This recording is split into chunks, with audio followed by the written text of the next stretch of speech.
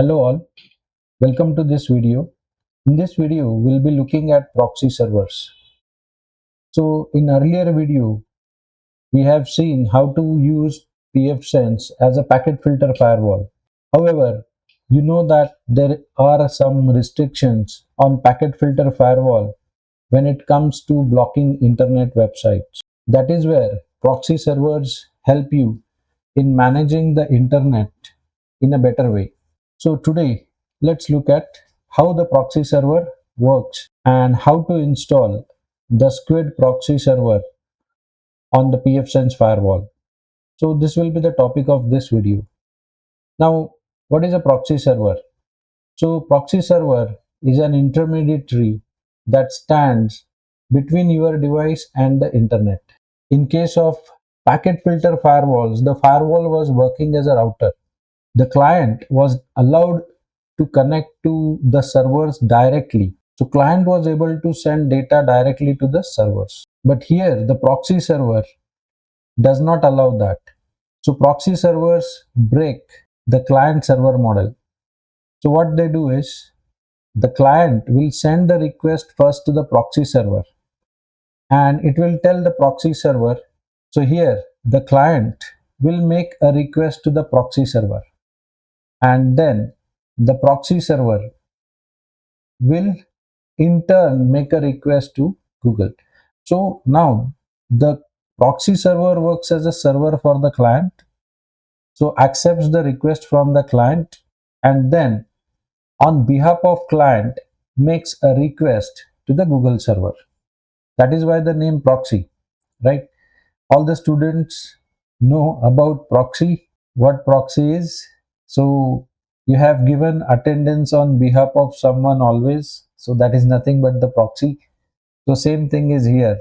The client is making a request and on behalf of client the proxy server is making a request to the web servers, right? So here the client makes a request that I want to access www.google.com, right? So then proxy server will continue with that request. It will look into that and then it will make a request to this Google. Okay. So Google server thinks proxy server is a client. So it will send a reply to the proxy server and then proxy server will then send that reply to the client. This is how the proxy server works. So it breaks that client and server model. It doesn't allow the client to connect to server directly, right? And this is where the proxy server can be used for filtering the traffic, as proxy server knows what exactly the client is trying to access. And that is what we will be looking at in this particular video. So proxy servers also sometimes works as a caching server. So caching server in the sense, whenever user accesses whatever is the static data, so that static data will be cached by the proxy server. So it will be caching the static data of the website. Okay, so website static data is cached. So that's why they are also called as caching servers. So Squid is a caching server. So it works as a proxy also as well as a caching server also. Now, how the filtering works. So when the client sends a request to proxy server, now these proxy servers are designed basically for some specific protocol like HTTP, HTTPS, FTP, etc. So they work as a proxy for these protocols. So in that case, now for HTTPS, the client makes a request, initial request to the proxy server. Now let's look into the Wireshark. Now here, if you look at any request, Here, what happens is, now you know that the packet filter firewall will be looking at the source IP address, destination IP address. Now this is here, it is an IPv6 address. So it will be looking at this source address and destination address, this protocol, and similarly the source port and destination port. So it looks only at these things. Now we have seen that if you have to block a certain website like youtube.com, here you get so many IP addresses. So in the packet filter firewall, you will have to apply those many rules. Now proxy firewall or proxy servers work till application layer. Now if you see, this is the internet layer. After that you have this transmission control protocol, which is the transport layer, and after that you have the application layer. So now the proxy firewall is working till this layer. So that's why it is able to read the data inside this. Now inside the HTTP, now this is the HTTP traffic that I have filtered. So if you see in this application header, HTTP header, there is a host field, and in that host field there is a host name, info.cern.ch. Now this is the website that I accessed. It is the world's first website and it is still running on HTTP. So just to show you the HTTP packets, I have accessed it. So this is where it will be looking. So when a client makes a request to proxy server looks into this field and then finds out whether this website is allowed or not. And that is where you can write the rules and decide which websites can be accessed by the clients. And that is why it becomes easier. Now, if you have to block youtube.com, you don't have to add any rules using IP address. You have to just tell proxy that if there is a packet for www.youtube.com, block it. And proxy will look here. If it is mentioned www.youtube.com, then it will not allow that packet to go out. So here, in this case, if the packet is for www.youtube.com, and if you have written the rules, these are called as ACLs, access control lists. So in the ACL, if you have said that client cannot access youtube.com, block access to that. So proxy will not allow this request to go out. It will drop the packet here itself. This is how the proxy servers will be doing the filtering. So this Squid is one of the most widely used proxy server. So this Squid is a caching proxy for a web supporting HTTP, HTTPS, FTP and more. So this is widely used for web content filtering. So we'll be installing it on pfSense. Along with Squid, we'll be installing one more software that is called as a Squidguard. So Squidguard is a URL redirector software which provides content control. It is an add-on package for Squid. So it allows you to create different categories like shopping websites, banking sites, like this. And then you can decide based on either users, IP addresses, time based, and provide access to these categories. So it makes Squid configuration and management easier.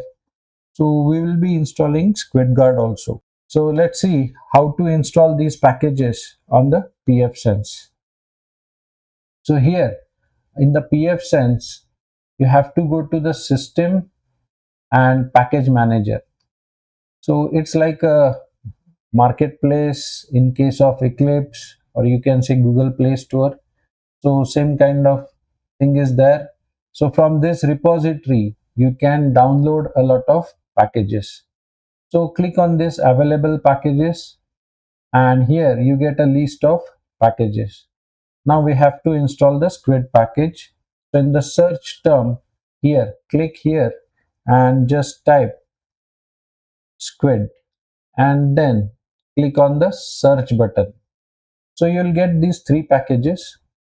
So Squid, which is the proxy server and caching proxy server, you can say. SquidGuard, which works as a URL filter, and Lightsquid is a reporting tool for Squid.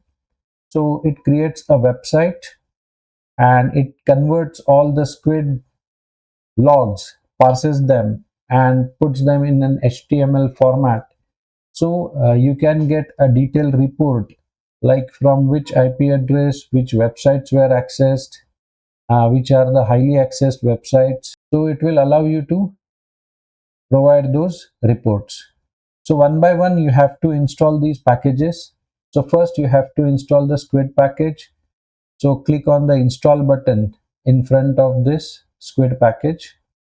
Click confirm. Now it will start installation. It takes a bit time.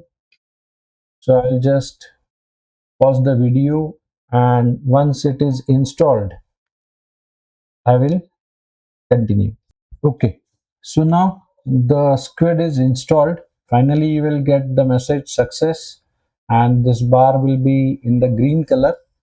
Now the Squid is installed. If you click on the installed packages, you should be able to get the Squid package here. Now we have to install SquidGuard. So Squid is installed. Now again go to available packages. Now again you can search for the Squid.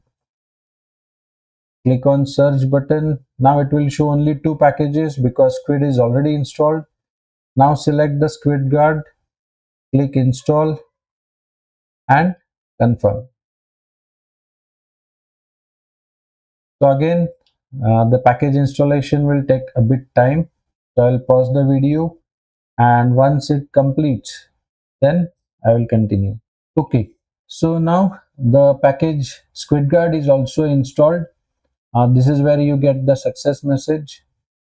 So again, if you go to install packages, now you should be able to see Squid as well as SquidGuard.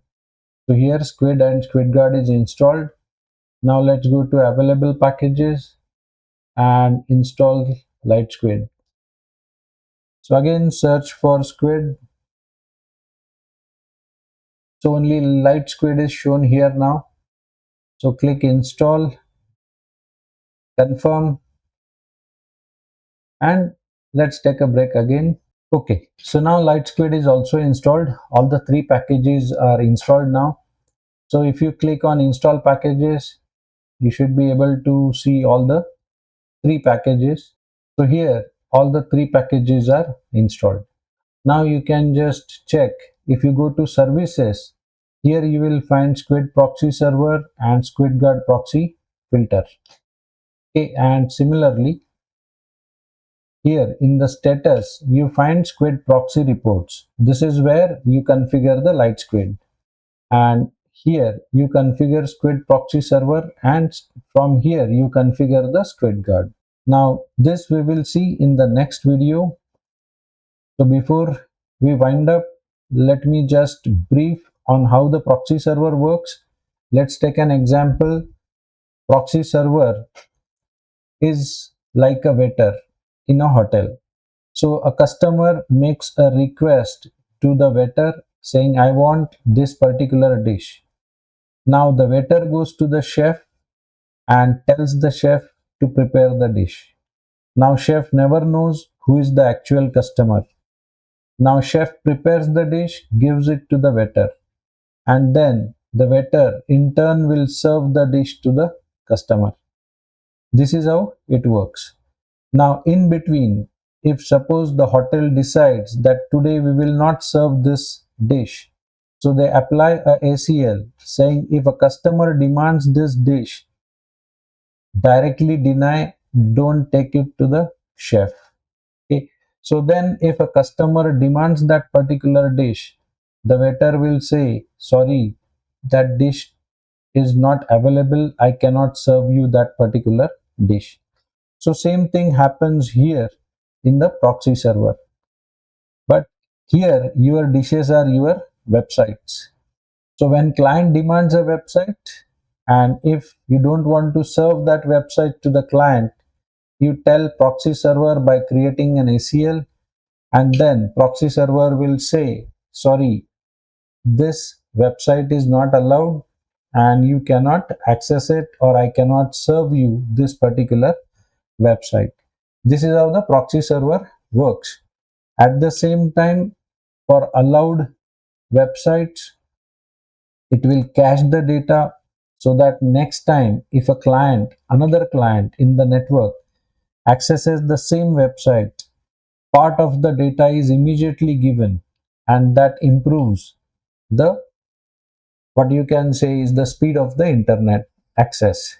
Okay, so it's, take an example, it's similarly like the waiters in the hotels carry the spoons uh, and other items which are frequently required by the clients, so they can serve those things from there itself, which makes the service more faster.